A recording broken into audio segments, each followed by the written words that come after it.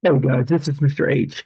Hey, I am going to do one of the questions from the Algebra 1 June 2024 Regents exam. Um, but before I jump into that, I wanted to reference a video that I created that I think will help you answer these kinds of questions. Um, so I'm going to put a link in there so that you could go and watch that before you do this, especially if you struggle with this. But also, I'm going to just kind of summarize what came out of that video. So let me just go here. So my rules for word problems are basically every number and variable have to have a unit of measurement. That's a key idea. Second key idea is that you can only add or subtract things that have the same unit of measurement. So if they don't have the same unit of measurement, you can't add them, you can't subtract them. And then the third one is, now this one has to be modified a little bit because in the video I was talking about equations, but equations and inequalities are very closely related.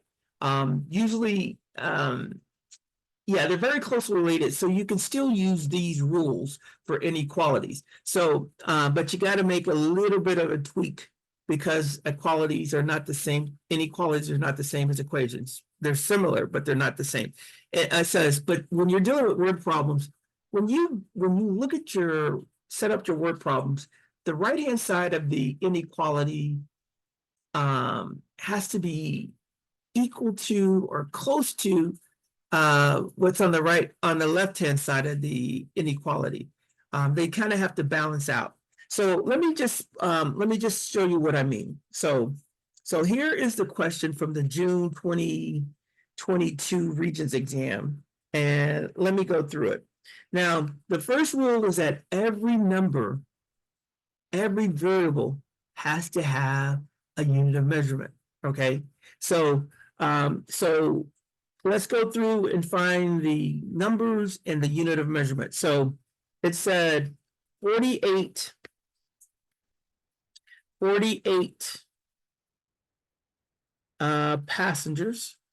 And then it says an adult ticket. So this is one ticket. One adult ticket costs 18. So the unit of measurement is adult tickets. And then $18. So the number is this, the unit of measurement is dollars.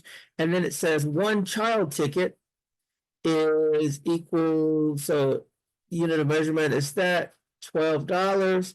And we have to collect at least $650 to make a profit. And then it says A represents the number of adult tickets, and then C represents the number of child tickets. Let me clean this up because that's a little, I'm just going to go through and circle the units of measurement. Now, one of the things that you got to see is that passengers are the same thing as tickets. So if we have 48 passengers, that means that we've sold 48 tickets. That's the assumption that they're making here. But that's what you should know. Okay, so the unit of measurement is going to be 48 tickets. This is an adult ticket, so one adult ticket. And then this is $18. This is one child ticket, costs $12. So I'm just circling the unit of measurements. And then the unit of measurement of this one is dollars. The unit of measurement for this one is A stands for tickets, and C stands for child tickets.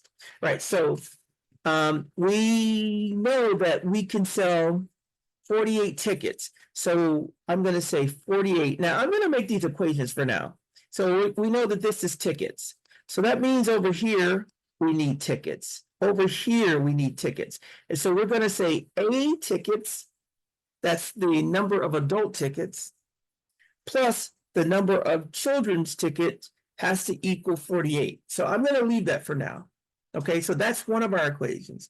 Now, in order to solve any equation system that has two variables, we need two inequalities, or we need two equations. So our second equation is going to be, we're trying to make $650, right? So that means over here we need dollars, right? So Now, the question is, how much is an adult ticket? Well, adult ticket costs 18, so $18 per ticket times the number of adult tickets will tell us how much money we made from adults.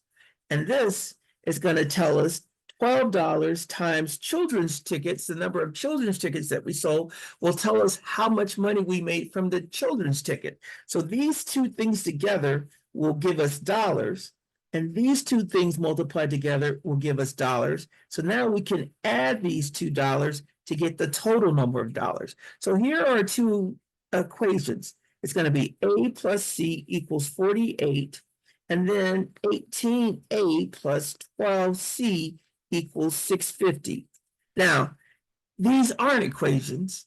These are inequalities. And the reason that they're inequalities is because they say we can say the bus can hold at most 48. What does that mean, at most? That means we can put up to 48 people, but not more than 48 people in. So A plus C has to be less than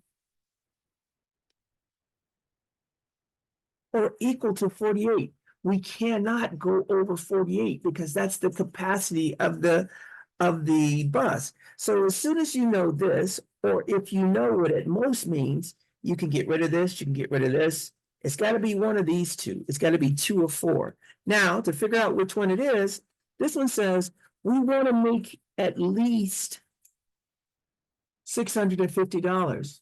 What does that mean? That means, well, if I made $500, would that be enough? No, it has to be at least $650. If I made $625, would that be enough? No, it has to be $650. So it has to be at least $650 means it has to be greater than or equal to $650.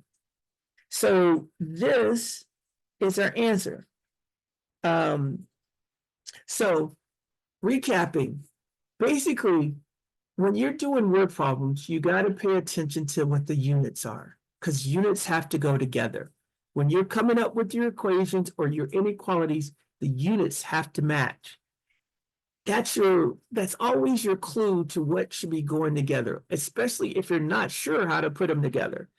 But for this one, you really have to understand what at most means and what at least means. That's what makes it an inequality. At most, at least. That's what makes these equations inequalities.